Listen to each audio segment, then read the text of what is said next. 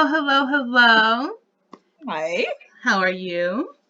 I'm good. How are you? I'm well.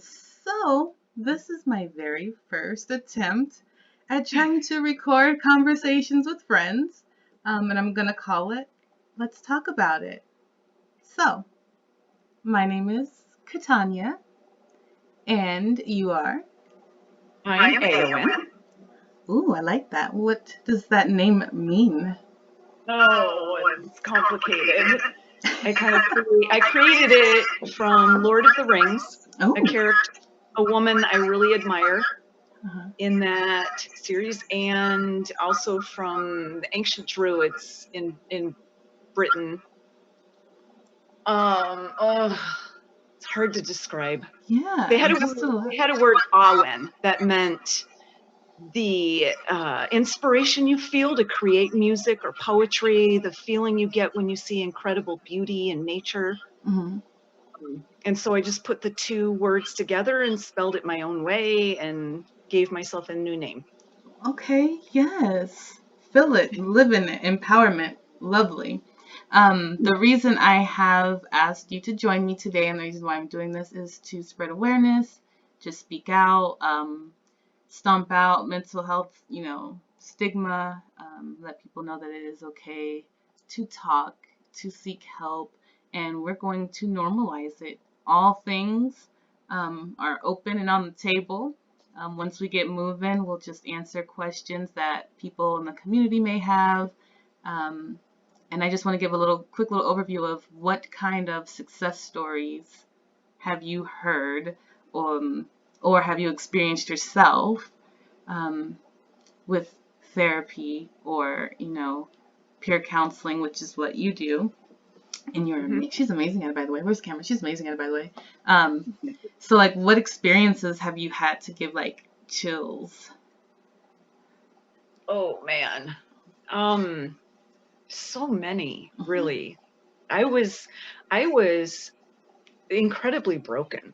Like I felt shattered inside from a number of things that I experienced in childhood and then in high school and then in college that were incredibly intense, multiple sexual assaults, a brother who ran guns for the Hells Angels, just a lot of crazy stuff. And I dissociated a lot. I felt like I wasn't real, like some pretty intense stuff.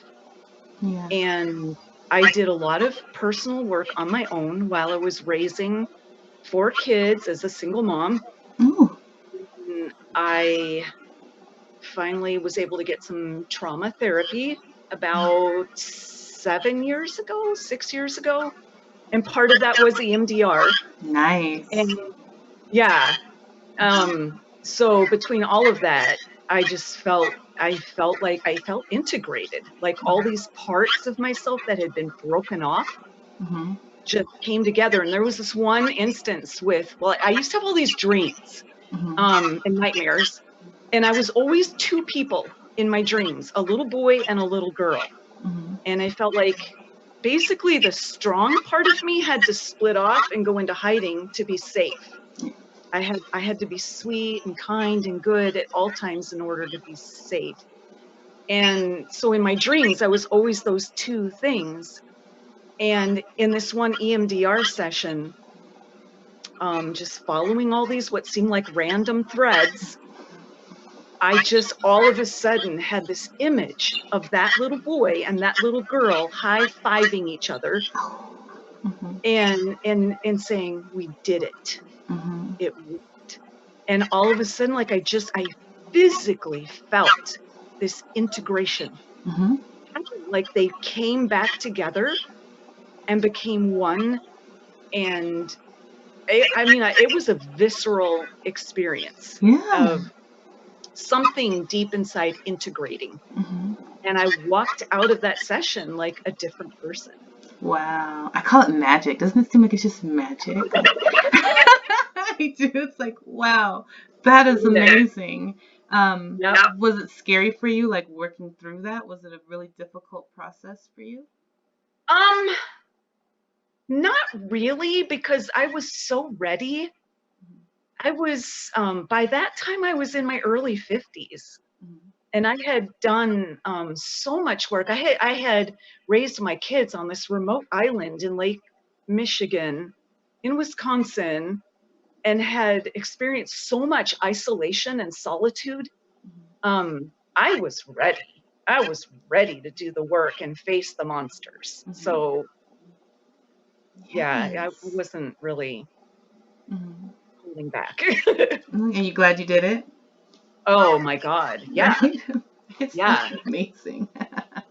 And it was out of that work Mhm. that I decided to change my whole name, because I felt so fundamentally changed and different. It was like my birth name is not who I am anymore. I remember I that was I need a amazing. new.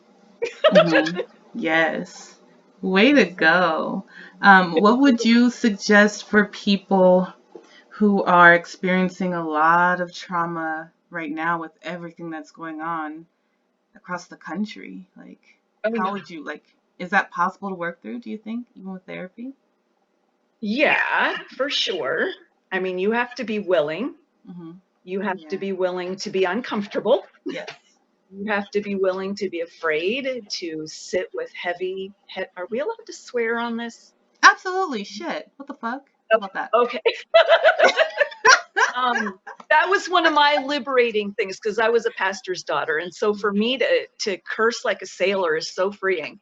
But yeah, you got to be willing to face your shit Mm-hmm. and sit in it Yes. and be with it and deal with it. Mm-hmm. But my God, like the whole universe can open up to you if you'll go there. Yes. It's so worth it. Yeah.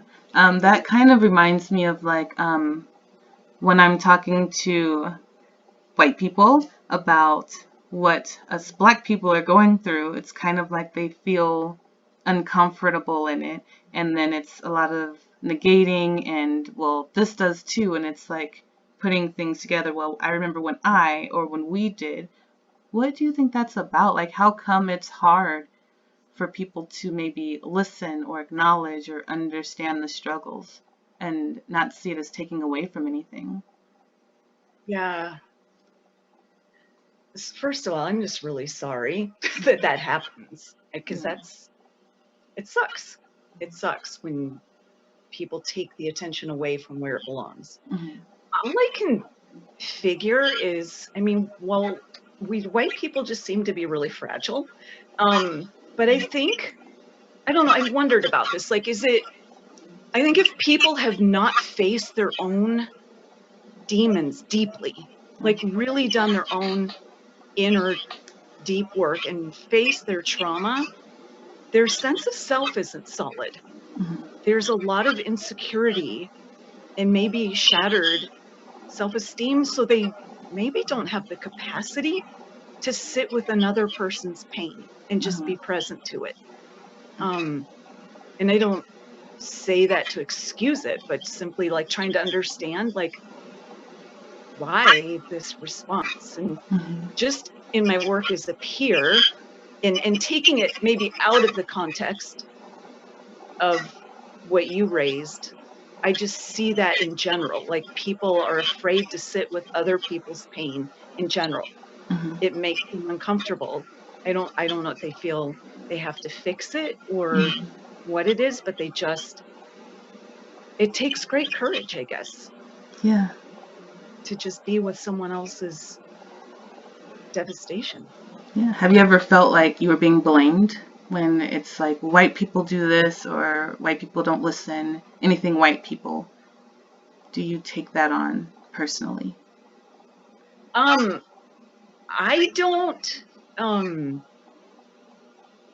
yeah, I know. I mean, I can see where it's easy to do that and to feel, but then again, I think it goes back to, if you've done your own personal inner healing work, Mm-hmm. you're not going to be threatened Right. by that stuff. You're going to see that and realize, you know, if they're talking to me, if that applies to me, then I need to look at it. And if not, then it's not meant for me and don't take it on. Right. Um, Yeah. And Again, I think it goes back empathize. to do your own goddamn work. For the love of And then you'll be able to show up. Mm-hmm.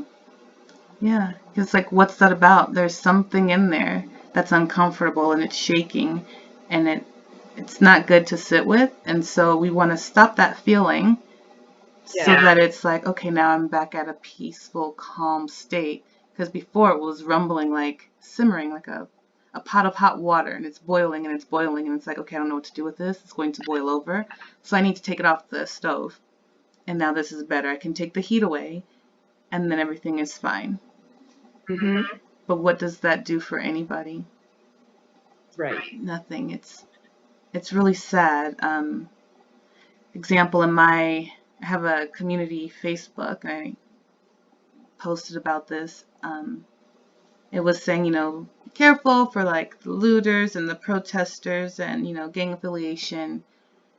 And so in my mind, it's like, okay, this is a part of me that I can share, I can talk about, and bring awareness to what is happening and what that can be like. And classifying, the protesters and the looters all in one, what is that actually saying? What are you saying about the movement, about what's happening, and there's no difference? Like, what is the fear? And without facts, it's perpetrating that agenda, and anxiety is going to go, and it's like, okay, I need to get my guns, go protect my house, look for any suspicious activity. I'm like, hey, wait a minute. My son reaching over the gate is suspicious in his own home, and now everything is heightened. It's like, tell your neighbors if you see him, lock the note and shoot him. It's like he could lose his life over something that was based on a Twitter, tweet. I guess that's how you say it, tweet. And then it's all of a sudden I'm calling somebody a racist. How did that come out when I'm raising awareness as to what it could be like, what it could sound like? And so it's like, I feel people say, like, check me on my shit, so I can help. And I want to, yeah. But then when you do, it's kind of like, oh, wait, no, I don't like the way you did that. What are you trying to say about me? It's like, Yeah. Damned if you do, damned if you don't. What do you want me to do? Like, so you got to tiptoe with it. Like, I'm uncomfortable. So you want me to be uncomfortable so that you can still make sure that you're sitting pretty and not disturbed.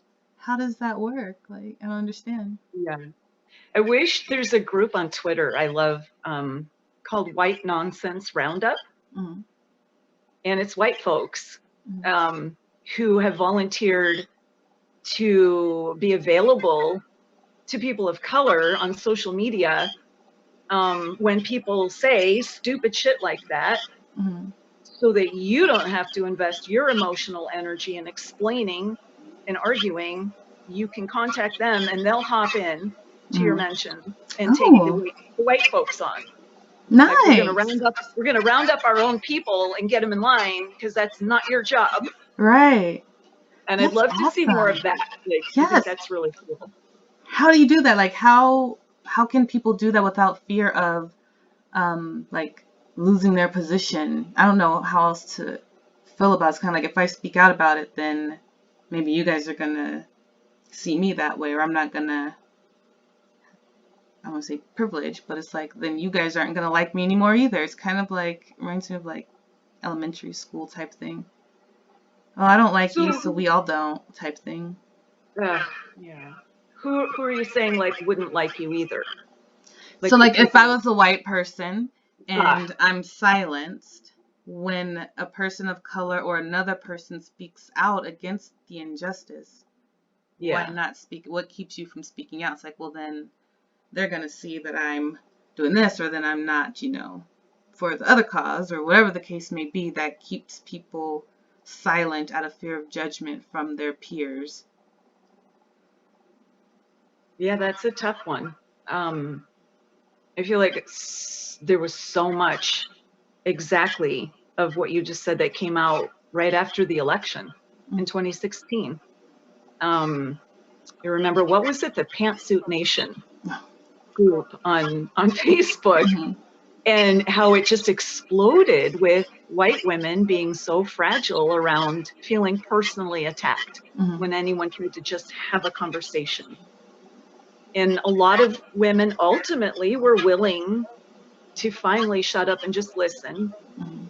And then a lot weren't. And I don't know. I guess for me, I try to find ways to approach them non-judgmentally and not attacking, so as not to provoke the defensiveness. But I mean, I guess it's going to happen.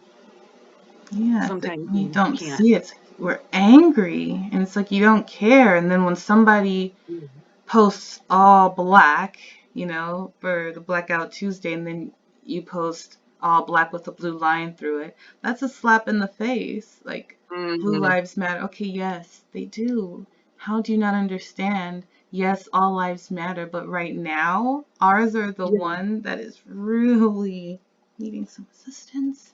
And you can't Yeah. Well, take off your yeah. skin color, like you're black. Blue Lives Matter. Yes, Yeah. blue come in all colors. And at the end of the day, they can choose whether to be a police officer or not. If it gets too heavy, if it gets too whatever, they can say, you know what? I'm turning in my badge. We can't, nor do we want to, turn in our black cards.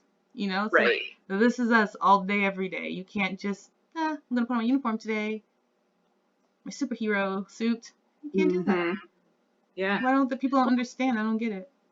There's such simple examples or metaphors like to give people, and I don't, if they don't get those, then I don't know what you can do. But like, if you go to a breast cancer fundraiser, you don't stand up and shout, well, what about lung cancer? Right. That matters. It's like, well, yeah, of course it matters. But we're here for breast cancer today. Like, God. Or Right. if a house is burning and the fire department shows up, you don't scream, well, what about all the other houses? Right. They're not on fire. Yeah. Of course they matter, but they're not burning. Like, what don't you get? I don't understand. Yeah. And then wonder, like, but I don't get how come you don't want to talk to us, or how come you have fear? Because you don't get it. You don't understand, and you don't seem to care or want to understand. That is scary. And to hear a lot of things being said and to see it online in your community, you don't know if that's your neighbor. The sad fact of the matter is you can pick me out. There's not very many of us here. It's like, oh yeah, there's a black person that's over there. Okay, got white people. Like, I wouldn't know who you are, where you are. So I would rather isolate and keep us all together. And then when people hear it, it's like, I don't want like, oh my gosh. No, do something. That's what I don't need you to feel sorry for me. I'm not. I got this over here. But what can you do so that I don't have to be on guard? How can I not like hold my breath when my son goes and runs around the block? That is what it is. Like, do your job and we'll be fine. And then that feeling of superior, like, where some may feel that, they're high up there because, what we're going through, and that puts them in a better place. Like, I have another narrative. Like, we're that amazingly dope that it's intimidating. Like, I can change that narrative real quick. Like, we're not afraid. We're not like scared. We're trying to survive, and to have to kill somebody. What's that say about you? I mean, yeah, take out the threat, right? I don't know. That's what you're making it seem like. It's like, we're not worried about that. Like, that's your own little power struggle. That's why things are peaceful. We don't want to fight. We don't gotta, flex our muscles to show that we already know. Can we all just do it together? That's all we want. Can we just all come together? I don't understand what makes it so difficult. And so asking some of the tough questions, I think, is going to help me understand, and help others understand, without feeling like, oh my gosh, I can't say anything because it may not be the right thing. But not saying anything is worse to me. What do you think? Yeah. It's like tiptoeing around. It's like, it's a thing. Be uncomfortable like we are. Say, oh my gosh, that sucks. What can I do? Versus, I didn't do that. It wasn't me. It's not all white people. Oh my gosh. Okay, if it's not you, then know that on the inside that it's not you, and do what you can to continue to do that and to help the people around you who are not. Hold them accountable. We can scream from the rooftops all day. We're not going to be heard unless we have a force with us amplifying it. So I can go on and on and on about that. Man, oh man, oh man. But thank you so much. This was our little test run. Hopefully it recorded. And I don't have to do this again.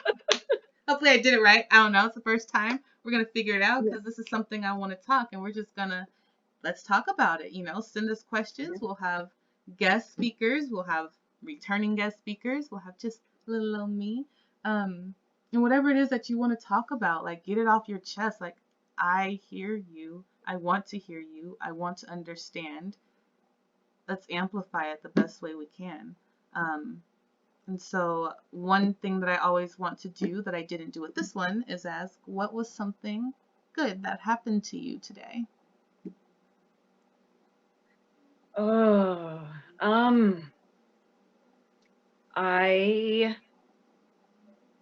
I was able to reach out to a coworker who was a woman of color and be present with her pain.